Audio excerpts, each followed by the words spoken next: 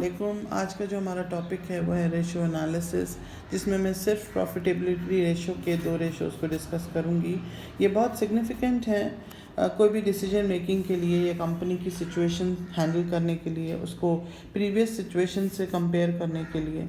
Sometime ऐसा होता है कि कोई स्टेक होल्डर आपका बिज़नेस बाय करना चाह रहे हैं, एमलगमेट करना चाह रहे हैं, या आप ही अपनी कंपनी की परफॉर्मेंस को कैरी फॉरवर्ड चेक करना चाह रहे हैं, तो उसमें ये दोनों रेशोज़ बहुत हेल्प करते हैं।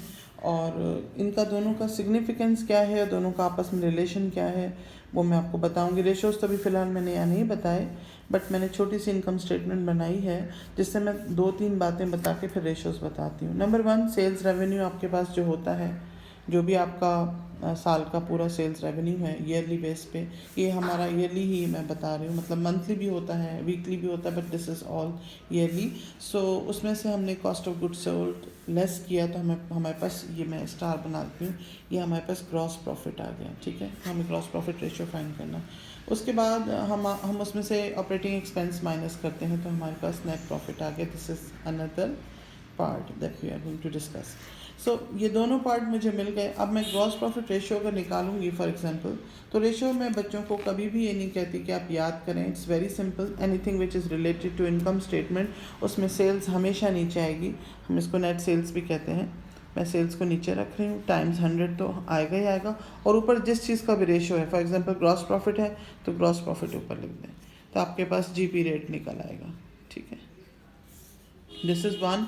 And second is net profit. तो again net profit is related to income statement. जो भी चीज़ इनकम स्टेटमेंट से रिलेट करेगी, मैं बच्चों को हमेशा कहती हूँ कि वो आपका पार्ट होता है इनकम स्टेटमेंट का। तो सेल्स रेवेन्यू नीचे आया और नेट प्रॉफिट ऊपर आया टाइम्स 100, तो आपके पास प्रॉफिटेबिलिटी रेशियो में नेट प्रॉफिट रेट पे आ जाता है। ठीक है, इट्स वेरी सिंपल, याद करने की ज़रूरत नहीं है। जो भी चीज़, इवन ऑपरेटिंग एक्सपेंस है या कॉस्ट ऑफ गुड्स सोल्ड है, कोई भी चीज़ जिसका रिलेशनशिप सेल्स इनकम स्टेटमेंट से है, वो आप नीचे कर देंगे सेल्स को और ऑपरेटिंग एक्सपेंस ऊपर कर देंगे। इट्स वेरी वेरी सिंपल कि कोई भी चीज़ का रेशियो अगर आपसे पूछते हैं और वो रेशियो इनकम स्टेटमेंट से रिलेट कर रहा है, तो आपकी सेल्स नीचे और वो चीज़ ऊपर, आपको उसका रेट निकल कर आएगा। अब सिग्निफिकेंस क्या है इन दोनों की, वो समझने वाली बात है। क्यों कंपनीज इसको इतना सीरियस लेती हैं और क्यों कंपनीज इसका बेनिफिट लेती हैं इस रेशो का। नंबर 1, अगर आपकी ये, अगर मैं इस पार्ट की बात करूं जहां पर आपके सेल्स रेवेन्यू में से cost of goods sold less किया, तो से for example gross profit rate आपका अच्छा आ गया, इस लेवल तक कंपनी ने अच्छा काम किया है और प्रॉफिटेबिलिटी इन्हांस की है by becoming efficient in COGS. तो इसका मतलब है बिज़नेस बहुत अच्छे तरीके से अपने एसेट्स को मेंटेन कर रहा है, स्पेशली इन्वेंट्री को। और अगर बिज़नेस फर्दर एफिशिएंट नहीं है, लेकिन ऑपरेटिंग एक्सपेंस में एफिशिएंट नहीं है, तो वो जितनी मेहनत उन्होंने यहाँ पर की होती है ग्रॉस प्रॉफिट में, वो यहाँ सारी ड्रेन हो जाती है। तो ऐसा होता है समटाइम कि बिज़नेस का ये वाला पार्ट भी बहुत एफिशिएंट होता है और ऑपरेटिंग एक्सपेंस वाला पार्ट भी बहुत एफिशिएंट होता है, जिसकी वजह से उनका नेट प्रॉफिटेबिलिटी अच्छी आती है। और सम टाइम ऐसा होता है कि ये वाला पार्ट तो बहुत एफिशिएंट है, जिसकी वजह से ग्रॉस प्रॉफिट रेट अच्छा आया, बट ऑपरेटिंग एक्सपेंस अच्छा नहीं। इस मैनेजमेंट साइड ने मेहनत नहीं की हुई, एफिशिएंट नहीं है, तो वो सारा का सारी मेहनत यहाँ ड्रेन हो जाती है।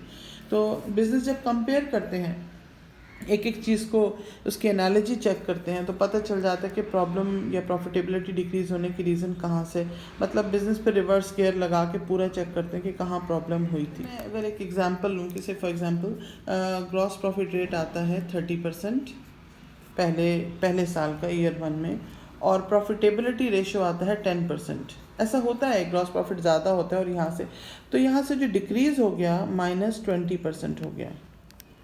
और ईयर 2 में अगर हम देखें तो ग्रॉस प्रॉफिट रेट जो है वो 20% आ रहा है। ईयर 2 का मैं इधर लिख देती हूँ 20% हमारा, ये ईयर 1 लिख देती हूँ और ये ईयर 2 लिख देती हूँ। तो 20% आ रहा है और हमारा जो प्रॉफिटेबिलिटी रेशो है वो 15% आ रहा है। इवन दो कि आपका profitability ratio, gross profitability ratio कम आया है, बट आपका नेट प्रॉफिटेबिलिटी रेशो ज़्यादा है। उसकी रीज़न ये कि ऑपरेटिंग एक्सपेंस वाला सेगमेंट बहुत एफिशिएंट था। और इसमें आप इस पार्ट में ईयर 1 में देखें तो आपकी कॉग्स वाला जो पूरा सेगमेंट था वो बहुत एफिशिएंट था, जिसकी वजह से ग्रॉस प्रॉफिट अच्छा आया, बट नेट प्रॉफिटेबिलिटी वाली पार्ट से ड्रेन हो गया सारा। तो this is how we compare to businesses और 2 years of the same business. तो ये इन्फॉर्मेशन बहुत हेल्प करती है, बहुत ज़बरदस्त रेशो है ये बताने के लिए कि आपके बिज़नेस की परफॉर्मेंस कैसे चल रही है, इमीडिएट परफॉर्मेंस जैसे आप फ़ौरन पता करें। इसकी बेसिस पे आप अगले 5 years की प्रोजेक्शन भी दे सकते हैं। I am explaining one example where अब मैंने ईयर 1 और ईयर 2 लिया हुआ है। ये मैंने रैंडम एग्जांपल्स बनाई हैं, जिसमें सेल्स रेवेन्यू ईयर 1 में 1,20,000 है, कॉक्स आपका आ रहा है 55,000, ऑपरेटिंग एक्सपेंस 30,000, तो सॉल्व करें तो हमारा नेट प्रॉफिट आ रहा है 35,000। ईयर 2 में आपका सेल्स रेवेन्यू इंक्रीज़ हो गया, जिसकी वजह से आपका नेट प्रॉफिटेबिलिटी भी इंक्रीज़ होगी, लेकिन अभी हम इसके एनालिसिस करेंगे। कॉक्स आपका आ गया 90,000, ऑपरेटिंग एक्सपेंस 50,000, नेट प्रॉफिट आया 40,000। जब इसकी वर्किंग करते हैं तो नेट प्रॉफिट हमारा 60,000 से बढ़ा, ऑलमोस्ट डबल से बढ़ गया है। ईयर 1 में 35,000 था, तो ईयर 2 में आपका 60,000 से बढ़ गया। तो ईयर 1 में अगर हम रेशोज़ कैलकुलेट करें, मैंने एक रेशो कैलकुलेट कर लिए हैं। जैसे ग्रॉस प्रॉफिट रेट है तो वही 65 डिवाइडेड बाय सेल्स रेवेन्यू 54.16% हमारा जीपी रेट है, और net profit divide by sales revenue 29.16% हमारा नेट प्रॉफिट रेट आया। अब ये मैं आपके सामने सॉल्व करती हूँ, फिर हम इसका एनालाइज करते हैं कि इन दोनों के बीच में क्या चीज़ है जो प्रॉब्लम कर रही है या नहीं कर रही।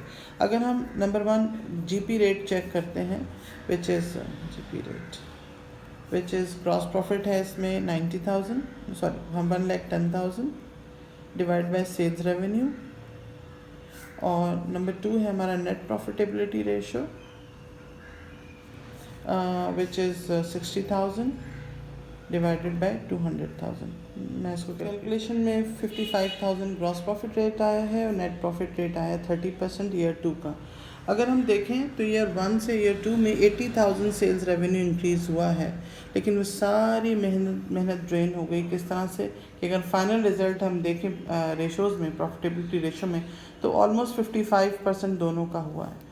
और अगर हम नेट प्रॉफिट रेट देखें तो वो भी ऑलमोस्ट एक जैसा ही लग रहा है। आई मीन इतनी मेहनत की होगी मार्केटिंग ने, एडवर्टीज़मेंट ने, सेल्स प्राइस बढ़ाई होगी, कस्टमर्स को किसी तरह से निगोशिएट किया होगा, कन्विंस किया होगा, बट एंड रिजल्ट में प्रॉफिटेबिलिटी वहीं के वहीं आ गई।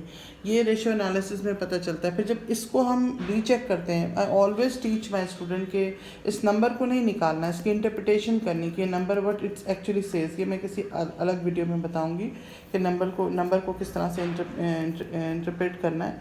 बट एक्चुअल में हमने ये देखना होता है कि वो कहाँ पर क्या हुआ जो हमारी सारी की सारी इतनी मेहनत करके सेल्स रेवेन्यू ईयर 1 से ईयर 2 का $80,000 से इंक्रीज़ किया, लेकिन वो कहीं ना कहीं वहीं वापस आ गया। उसकी रीज़न ये होती कि कहीं ना कहीं आपकी जो बिज़नेस है वो इंक्रीजिंग रेट से इन्वेंट्री मैनेजमेंट के बारे में डिसइकोनॉमिज़ कर रहा है, एसेट मैनेजमेंट सही से नहीं कर रहा, ऑपरेटिंग एक्सपेंस में आपका एक्सपेंडिचर में आप एफिशिएंट नहीं है, आपका लर्निंग कर्व ऊपर जाने के बजाय नीचे आ रहा है बिज़नेस का। तो ये हम सिमिलर बिज़नेस का भी कंपैरिजन कर सकते हैं, और हम डिफरेंट बिजनेसेस के भी कंपैरिजन कर सकते हैं, वो मैं किसी अलग वीडियो में बताऊंगी। बट सो फार जो मैंने चीज़ बताई है वो दिखा देती हूँ। पूरा कॉन्सेप्ट ये है कि रेशो एनालाइज हम करते क्यों हैं। उसकी रीज़न है कि अगर ये अच्छा होता, मैं एक अच्छा वाला भी बता दूंगी। सो फार अभी मैंने ये बताया, अच्छा होता तो हमें सामने आ जाता कि बिज़नेस ने इम्प्रूव किया है। अब सेल्स रेवेन्यू को देख के हमें लगता है कि हाँ बिज़नेस ने इम्प्रूव किया है, but at the and business ने इम्प्रूव नहीं किया है। वो इम्प्रूवमेंट सर्टेन परसेंटेज थी। अगर वो इम्प्रूवमेंट को सस्टेन करना है तो आगे भी मैनेजमेंट में, आई मीन इन्वेंट्री मैनेजमेंट में, परचेजिंग इकोनॉमीज़ में, या ऑपरेटिंग एक्सपेंस में, हायरिंग में, सैलरीज, इन सब चीज़ों में अगर एफिशिएंट नहीं है तो वो सारा ज़ाया हो जाएगा। ठीक है। So this is all about ratio analysis relating to profitability, two ratios, gross profit ratio and net profit ratio. Thank you.